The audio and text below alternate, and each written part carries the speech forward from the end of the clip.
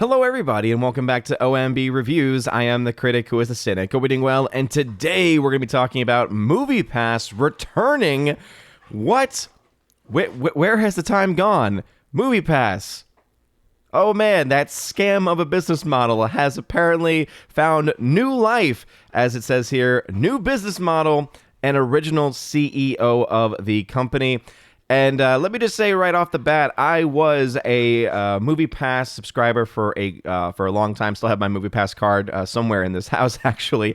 And I really enjoyed the service in its initial run because it was pretty much a steal, and it was pretty hard to understand how they could have possibly made any money off of their business model, because they essentially let people go to see almost an unlimited amount of movies, to the point where eventually they started to put restrictions, and then eventually it became very clear that they were scamming people out of their money based on very faulty data. I remember calling out one of the CEOs of the company constantly because of issues with the service and just, again, lying about what they were offering. River, as you can hear in the background, is very, very frustrated that MoviePass is even returning. But we're going to talk about what exactly the new business model is going to be, and whether or not this is something that you should have any interest in as a movie fan or lover, as this is set to come out and be released sometime during the summer, during the prime movie-going season. But before going any further into this bit of news, please make sure you smash that like button, light up that fire button if you're watching over on Odyssey, and also make sure that you are subscribed to the channel with that bell notification turned on. That way you know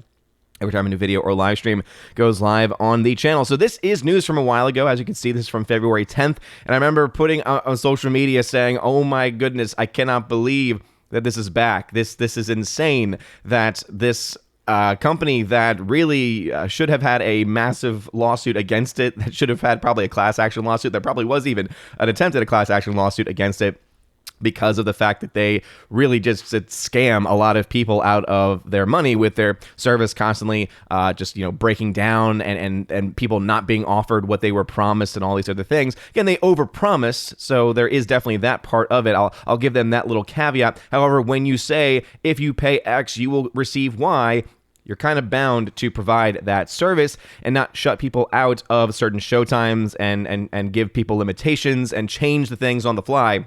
Obviously, this is where terms and conditions come into play, because usually for most companies, terms and conditions pretty much always have that caveat. All of these things are subject to change at any time, meaning we can basically change this to anything that we want to, which is, I think, very legally gray territory. And MoviePass, obviously, as a company, tried to do that on more than one occasion. Here for Box Office Pro, though, they are talking about how MoviePass is indeed returning with a new business strategy, basically having digital credits, and one can then use those digital credits to buy movie tickets, and they're going to expand it to include things like being able to buy tickets for a friend, so going to see a movie with somebody, for instance, and also they are going to be having it where not only is there going to be a subscription model where you're paying a monthly fee, but also that you can receive credits by watching ads, essentially. So yeah, not really sounding very promising based on the original MoviePass and the original MoviePass model. And again, I was an early adopter of MoviePass as someone who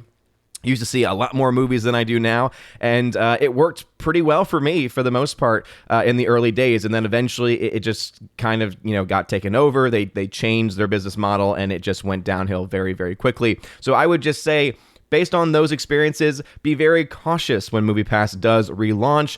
And, we'll go ahead and see if what they're going to be offering here, or if they're going to be trying to give any sense of why we should trust them at this point, especially with the original CEO back in the picture. So as it says here, MoviePass, the cinema subscription service that helped establish the concept in the United States, is making a comeback in 2022. The company was acquired from bankruptcy by its co-founder and former CEO Stacy Spikes, who first launched MoviePass in 2011. So I will say that was not the CEO that I had major problems and major issues with, and so I will say they're already off to a pretty good start. Spike's first stint at the helm of the company came to an end months after MoviePass was acquired by tech firm Helios and Matheson in 2016. Under Helios and Matheson, MoviePass slashed the price of its Universal Cinema subscription plan, which allowed users to view films in nearly any cinema in the United States to $9.99 per month. The aggressive pricing strategy found traction with audiences reaching 3 million subscribers at its peak in June of 2018. The low monthly price proved to be untenable, however, leading to the company's demise in the fall of 2019. And again, it also led to them taking people's money and not offering the product that they were actually promising. It goes on. Taking the stage in New York City's Walter Reed Theater, the home of film at Lincoln Center, Spikes announced that summer of 2022 relaunch for the third-party subscription service. The third iteration of MoviePass will be markedly different from those that preceded it. Quote, a lot of people lost money. A lot of people lost trust. There were a lot of people who were hurt and disappointed. I was one of those people who were hurt and disappointed too, says Spike. Again, I think a lot of that is kind of an understatement at the very least. This time around, rather than exclusively seeking venture capital funding, Spikes is making it possible for MoviePass to own a part of a newly reformed entity, calling it, quote, a company that is built by its fan base, end quote. That is already kind of giving me a little bit of pause, because whenever a company claims, oh, this is built by you, the fans, you own this, it makes me have some concerns. There was obviously, River was burned by MoviePass. Again, not a good thing. And in this case, what I will say is that this reminds me a little bit about, there is a service called Play On, for instance, and Play On changed its business model and essentially left people out in the dust when they changed their business model, saying, well, we promised you X, and even though X is going to degrade over time, you could get a few free months of Y, even though you paid a lifetime subscription, a lifetime service fee. That will still apply, but the service is going to degrade over time until you eventually transfer over to this new monthly service, which doesn't have a lifetime subscription, which we're not going to grandfather you into in any way.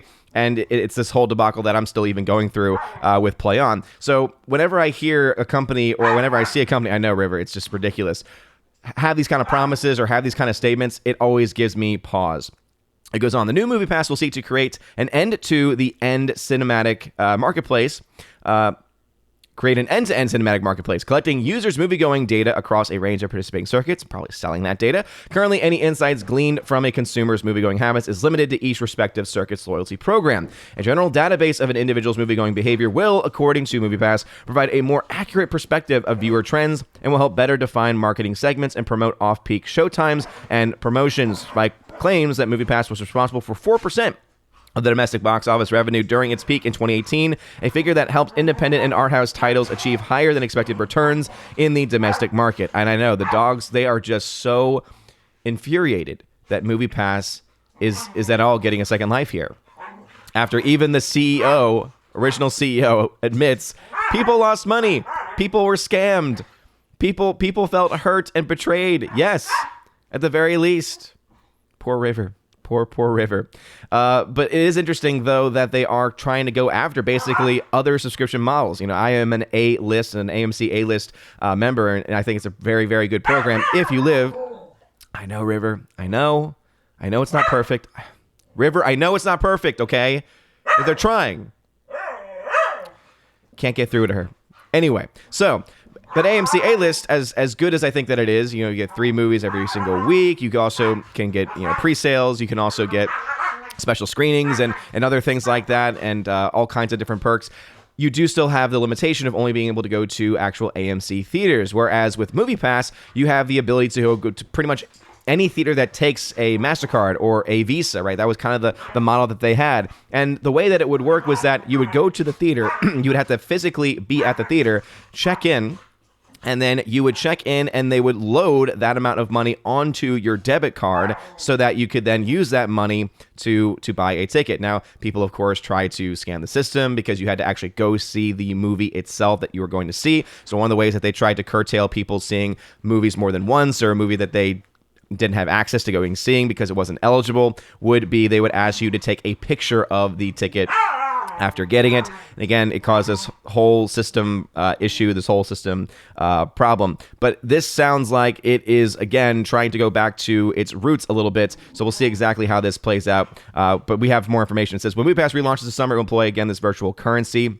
Again, because it is going to be able to be used at multiple theaters and not just at AMC or not just at Regal, can be used at any theater. Those credits will, each Showtime title and location will cost users a set number of credits. And again, this is from participating theaters. Those credits will roll over from month to month and will include new perks for members, such as the ability to bring a companion to the MoviePass screening, Users will also be able to transfer unused credits to other members. The new MoviePass will also integrate Spike's pre-show venture, designed to provide users credits for viewing video ads from brand partners. The service will have different pricing tiers, but Spike's did not provide further details on the program's monthly cost or price range during the presentation. And then I think is going to be a very key element is if the pricing is high.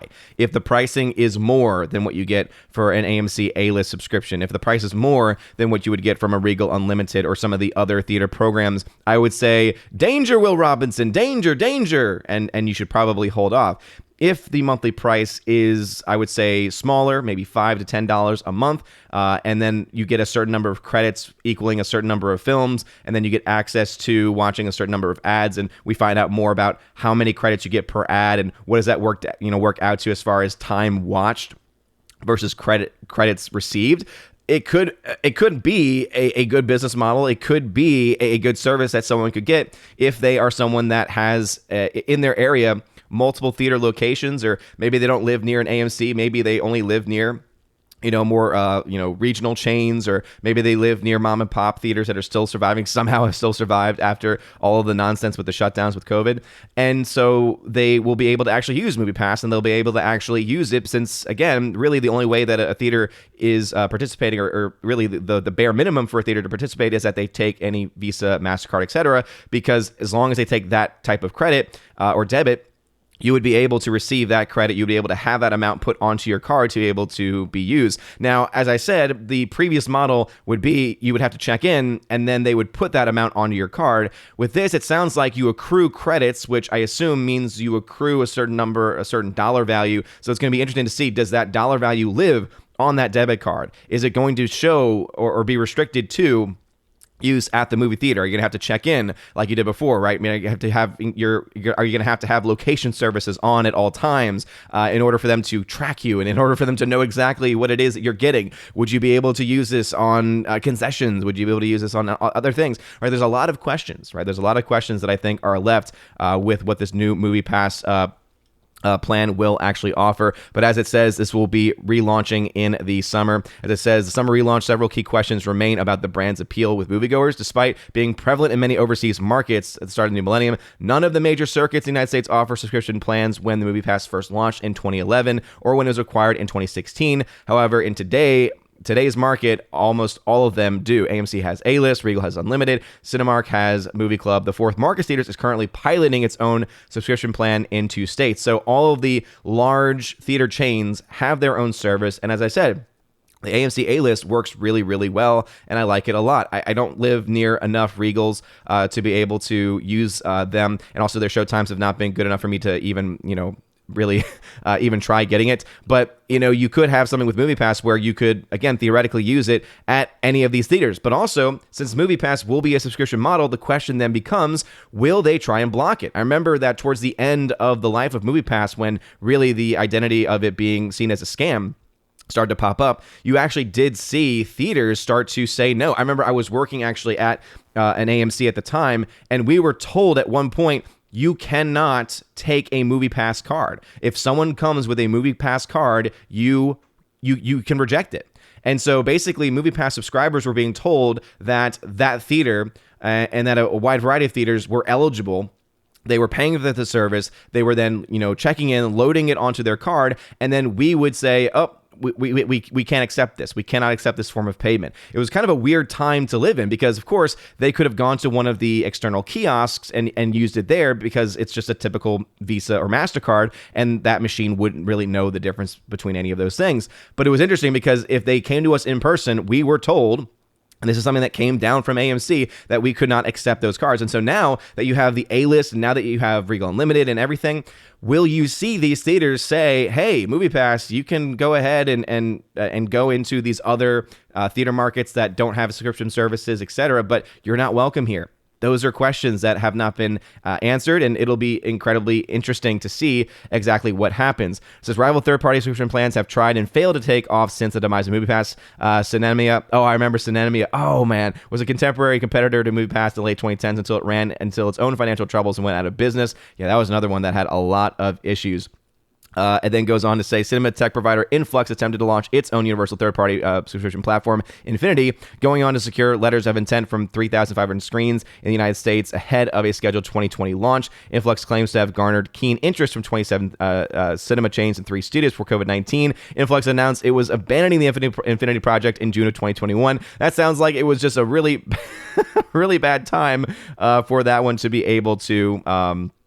to be able to kick off. It says ultimately the fate of MoviePass in its relaunch no longer rests on the viability of the cinema subscription among U.S. consumers. It has already proven that it can succeed, but in how can it compete against in-house programs instituted by the cinemas themselves? Are audiences willing to subscribe to 2 or more cinema plans? And I think that is going to be the ultimate question. If someone lives near an AMC, they're probably going to have an A, and they want to go to movies, and they love movies, they probably have the A-list. If they live near a Regal, they probably have Regal Unlimited, right? If someone is willing to and wanting to go to a lot of movies, they're going to have already those in-house subscription models. So MoviePass is going to be having to, one, offer incredibly competitive pricing, which has shown to be an Achilles heel in the past, and 2, is going to have to be able to entice people who live near these places to either abandon the AMC A-list or to abandon the Regal Unlimited, which again, that could cause issues with theater chains accepting MoviePass in this current iteration. And also, they're going to have to maybe, if they don't convince those people, they're going to have to convince people to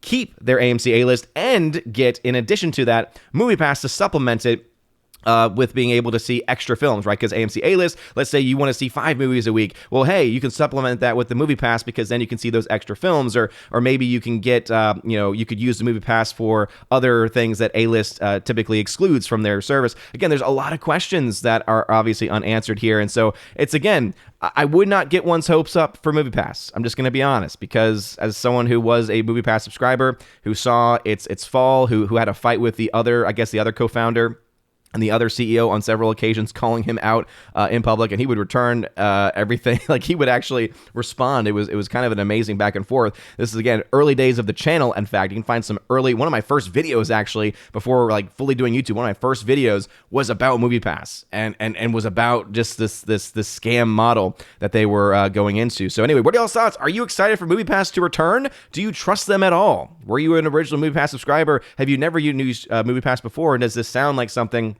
that you might actually get into if you're someone that likes going to movies and maybe you don't live near one of the major chains, or maybe you're waiting to see if there's a subscription model that's cheaper than one of the chains that offers more? And again, it's going to be interesting to see how much they offer for watching ads. And once this launches, I will probably have to test it out, just because obviously I want to be able to report on what the experience is like, whether or not it seems to be trustworthy, like what are people saying about it and everything. And I'd rather be able to risk my my own cash on that from the channel than have anyone else have to go through what I went through. And so don't worry, I'll be following this story, and I'll be following MoviePass and all the news that comes up with it. But let me know your thoughts about this and anything else I mentioned in the comment section down below. Like this video, smash that like button, light up that fire button, and honestly, you're all amazing and beautiful people. Hope you all have a wonderful rest of your day. And as always, God bless.